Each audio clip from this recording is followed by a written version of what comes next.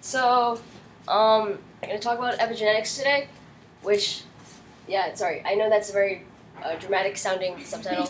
No, that's because, okay, so I want to talk about epigenetics, which is what I did for my science fair.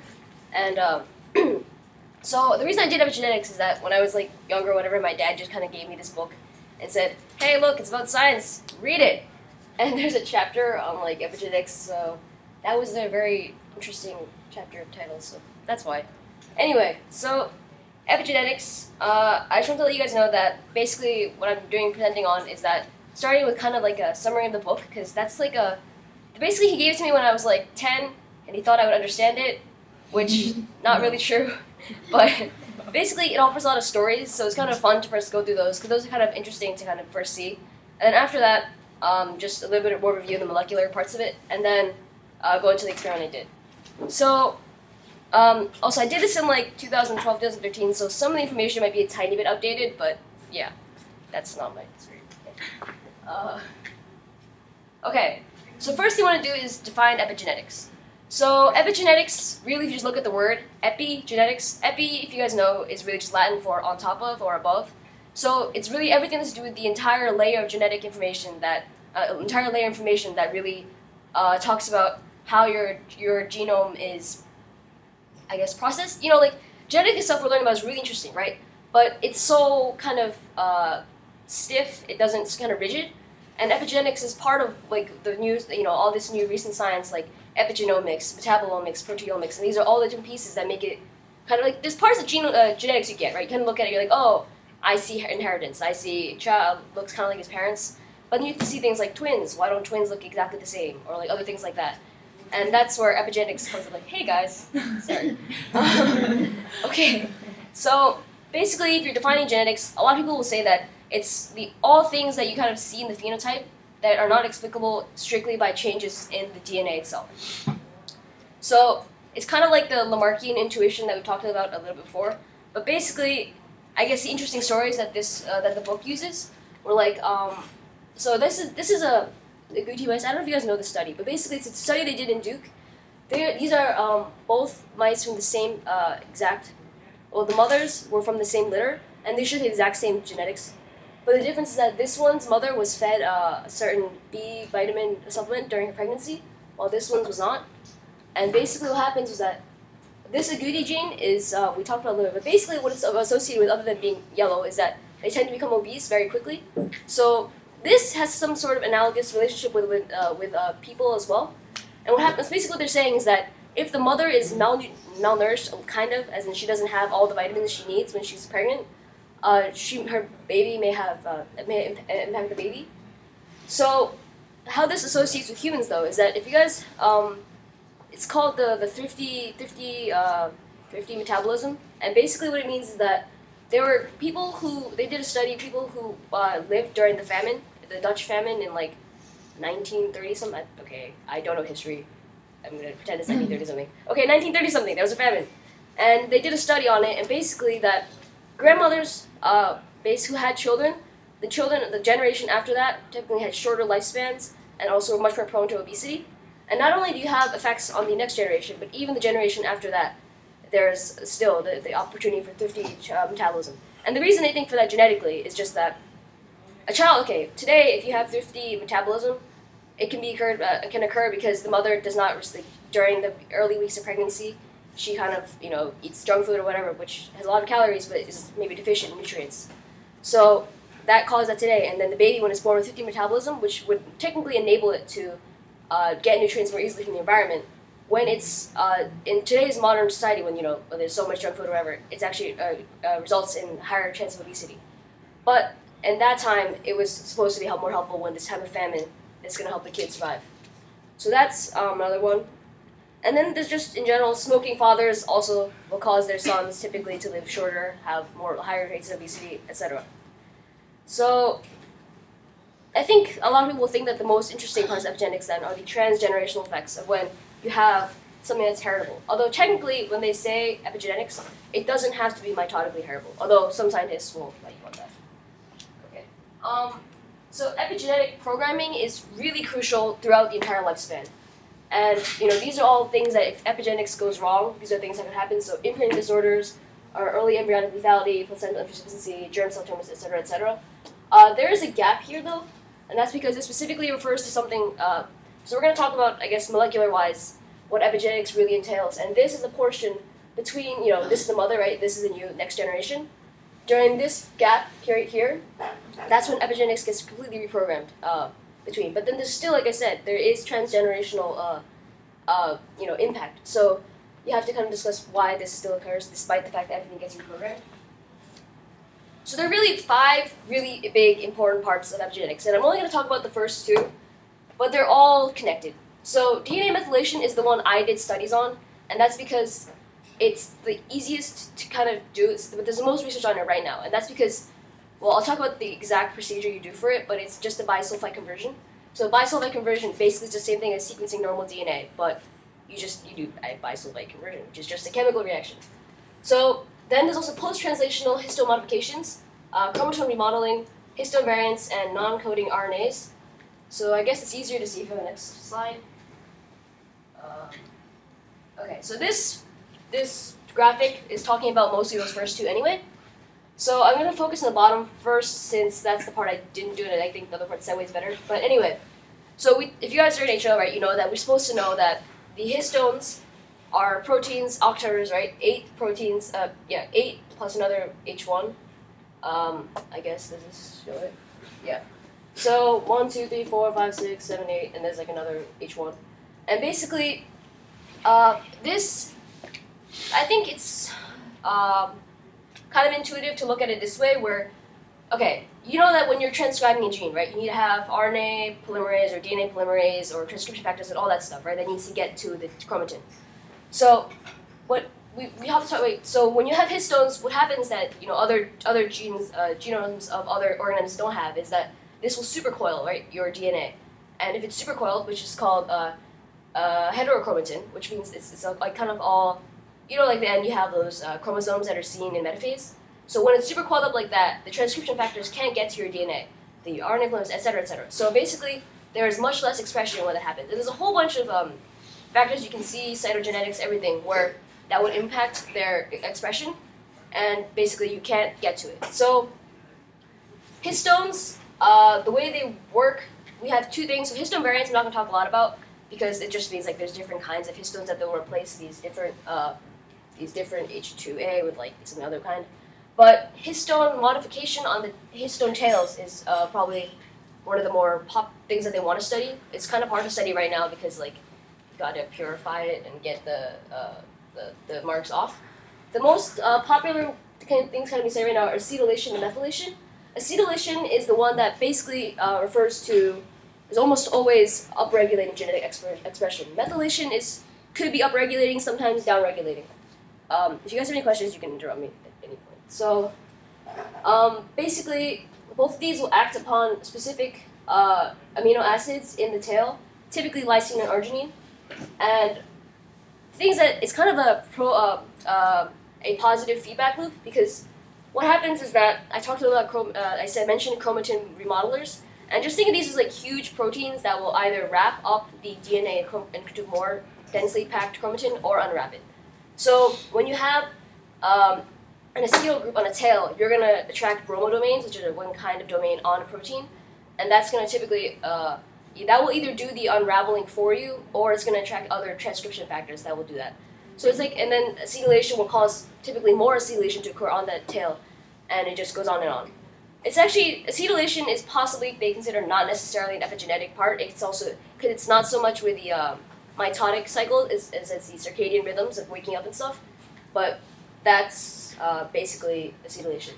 Methylation, methyl group, put them in a tail, etc. That's I guess similar, like I said, but it's more for deregulation. Although it's also upregulated.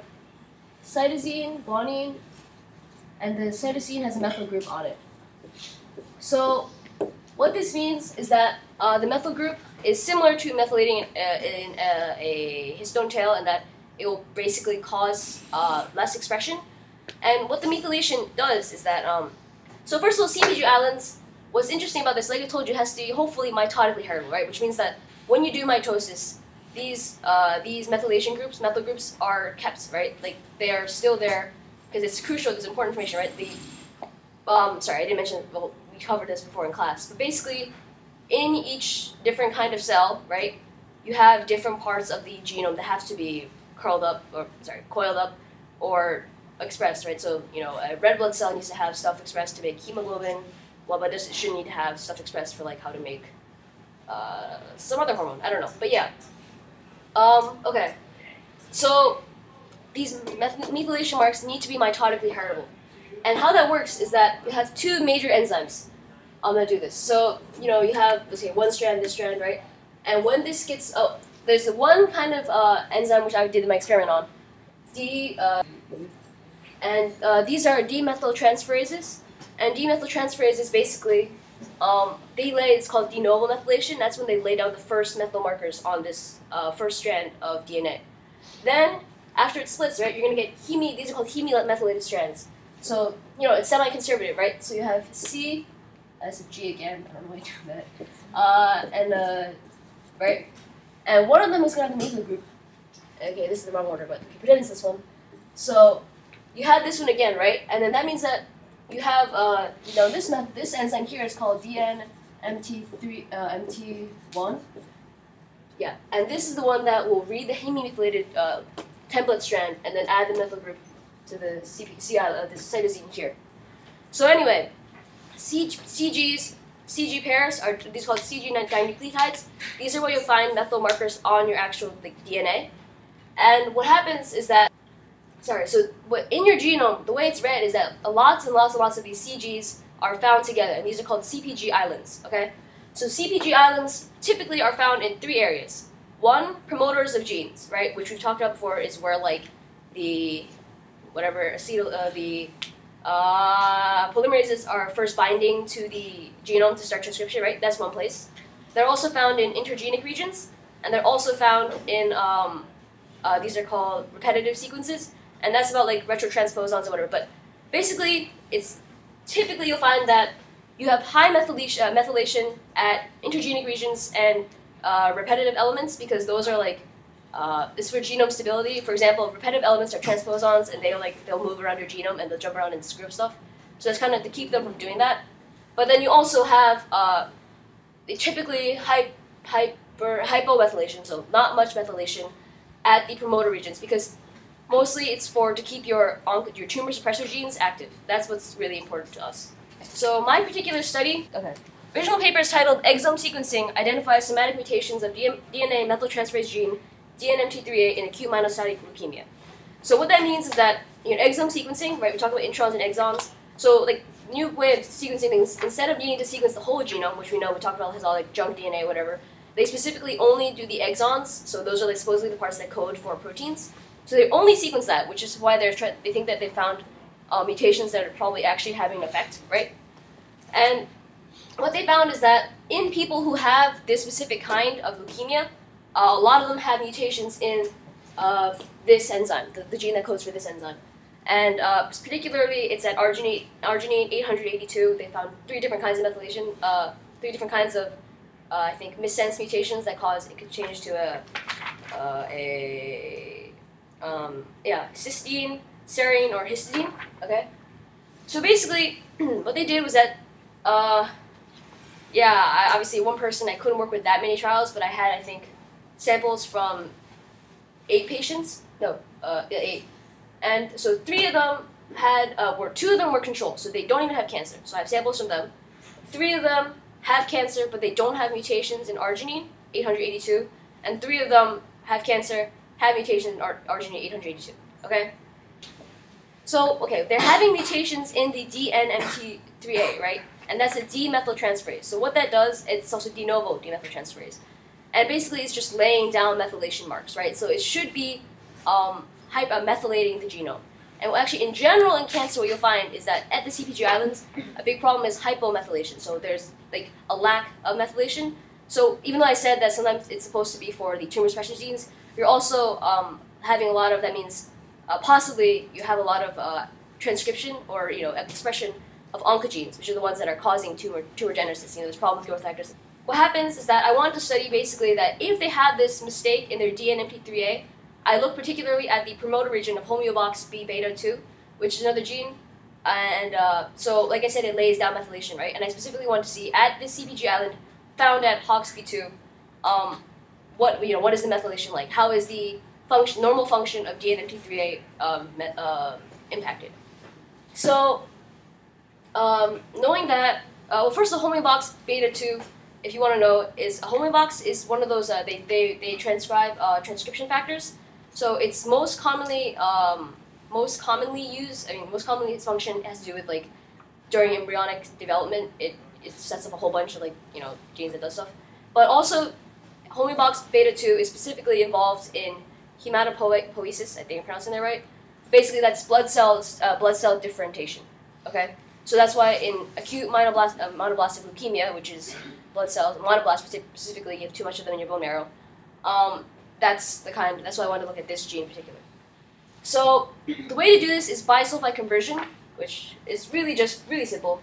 This cytosine, if it's not methylated, if you put bisulfite in it, and the actual procedures, if you actually went into a lab, this looks really simple. It's just like you buy these kits where they do it, and it's like a column.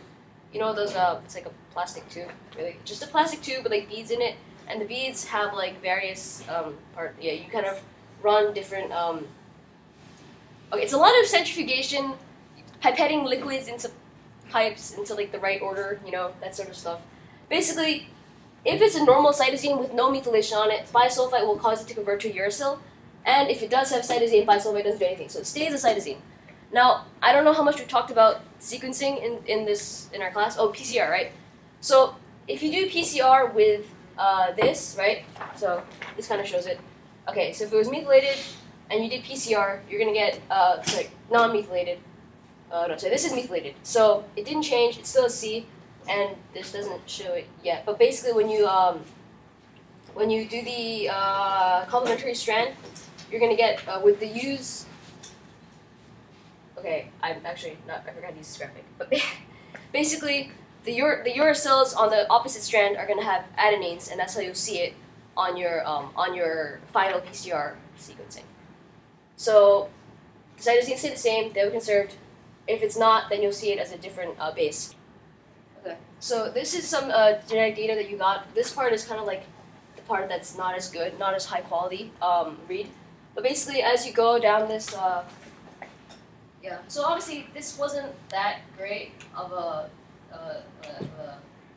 reading, and actually I couldn't use this one because I think when I set it up I made a mistake. So see, Hawksby 2, that's the gene, and this is the forward primer. So for some reason I couldn't, well, the crucial part you need to do if you're reading this is that you know which gene you want, right? So they have the entire genome sequence online. Like, I think the one I used was the Santa Cruz. I think Santa Cruz has their like whole genome sequence, and you can match up. So what you need to do, I think if you guys did the evolution option, you guys talked about multiple alignment, right? Multiple sequence alignment. So you need to compare your sequence that you got. And by the way, see, this is a sequence, right? But you can see that, like, even let's say like this is G, that just means that you have the highest peak of G here. You still had like an this is what blue is cytosine, and you also had some thymine here. So even though it says G, you still had other bases there, and that's actually what's crucial because even though there was methylation, let's say, at whatever I was looking for, there may not have been enough methylation that I would have seen like as much adenine or whatever it is. It would have just been like a small bump, so you need to kind of look at that. So essentially, yeah, so this is if you want to look at the visualization. What you need to do next is, so there's different algorithms you can use, but I use the T-Coffee one because I think it has to do with if you want to do a local alignment as opposed to a global alignment, it's better. But if this is not going to work, I don't know. But what you do then is that you kind of compare what it's supposed to be with the known sequence and then what you got, and then you can, yeah. This is probably the easy hook. And honestly, like I said, I only took 8 samples, which is definitely not enough, right? Like, the actual original study had like hundreds of people that they had, because where I worked at was Beijing Hospital, so there's a hematology lab, so that's where, they have all the leukemia patients. But anyway, as you can see, well, basically my results were not ideal because I only had 2 of these non-cancer people, so I probably had like some outliers or whatever. And what I ended up getting was that, yeah, okay. Point being that I expected to find hypomethylation due to some other results in this paper, and I didn't. but that's because I probably didn't have enough trials, enough people. But anyway, so the point in that is that even after my research, it's kind of like, why does this matter? What does this mean? And the reason that epigenetics is a really, I think, interesting avenue for future research in cancer. But basically, they just take a viral vector. Most popular ones right now, I think, are like retrovirus and this adenovirus. And there's a comparison why one is better than the other. I think retrovirus is slightly bigger, but the problem is that retrovirus, it's going to, other than the fact that they remove all the parts of the gene that would technically be harmful, the retrovirus is going to insert itself into your genome, so it can cause problems that way as well. It's kind of like they don't know if you put it in front of a promoter that's not supposed to be and you prevent transcription. There's all these issues that could be happening because of the retrovirus. The adenovirus, on the other hand, is it's temporary, but at the same time, because it's temporary, it means it's not as great. It's like you need to keep doing the same treatment over and over again, and it could be very invasive. So epigenetic, though, on the other hand, is so epigenetics. Epigenetic therapy, then, on the other hand, there currently exists a couple of drugs out there for cancer that are epigenetic treatments. One of the ones I know is Decitabine, which there could be more now because it's been like 2 years since when I looked it up. But basically, Decitabine works on the Methyltransferase, and what it does is that it's basically like it will, when you have DNA replication in mitosis, it's going to it's going to go in competition with the nucleosides, right? And when you have binding of demethyltransferase to the DNA to add de novo methylation, it binds it permanently, so it prevents detransfermethylase action from continuing. So basically what it means is that if you use this, it's going to hypomethylate your genome because there's no more enzymes that are going to lay down more methylation, right? So overall, epigenetic drugs are going to target just overall hypomethylation, hypermethylation. They're going to target the various enzymes that are involved in the whole epigenetic mechanisms. And what happens is that, so the reason they're currently being used right now in older people because, the main goal of giving treatment to these people is just that you want to improve their life quality for the last couple of years they have.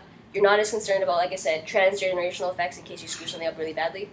But basically, doing research on this sort of thing does two things. First of all, this is a prognostic marker, which means that it can be used. They can just kind of now DNA sequencing cost is going down, so maybe not as important. But if you just look at the sequence at this one particular bunch of this maybe Cpg Islands section right here, you can get an idea because people who had this arginine had mutations in DNMP3A, they have a much higher mortality rate, and they respond less well to certain kinds of treatment. So knowing this about them beforehand gives the doctor a better idea of what sort of drugs to use. Also, this could be a possible target, therapeutic target, cancer. So if you know that people who are suffering from this specific subset of leukemia are doing it because of the DNMT3A, and you also know that DNMP3A is the reason it's causing it is that it's messing with HOXB2, and HOXB2 is hypomethylated as a result. You can use these epigenetic drugs that will cause genome-wide hypermethylation. So it's kind of clumsy, but it will work. And Decitabine is currently the most effective one, and that's actually FDA approved right now, and it's being used.